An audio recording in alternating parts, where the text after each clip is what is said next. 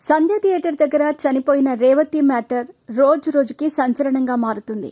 ఈ కేసు మొత్తం పూర్తిగా అల్లు అర్జున్ మెడకి చుట్టుకుంటుంది. ఇప్పటికే ఈ సినిమాపై ఎంతో మంది స్పందించి ఇలాంటి సినిమాలు తీసి ఎవరికి ఏం మెసేజ్ ఇవ్వాలనుకుంటున్నారు అంటూ మండిపడుతున్నారు.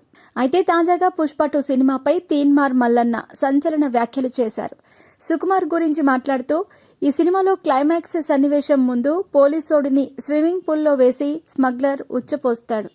ఇది పోలీసులను ఎంత అవమానించే సన్నివేశం. ఈ సీన్ పోలీసుల మనోభావాలను దెబ్బతీసింది.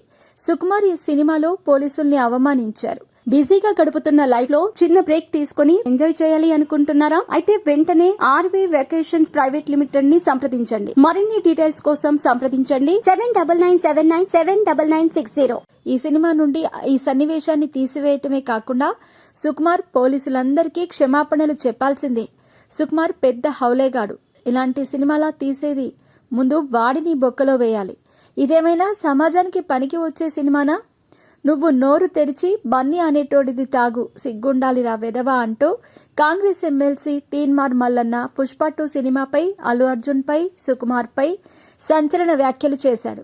ప్రస్తుతం సుకుమార్ పై తీన్మార్ మల్లన్న చేసిన వ్యాఖ్యలు సోషల్ మీడియాలో వైరల్ గా మారాయి.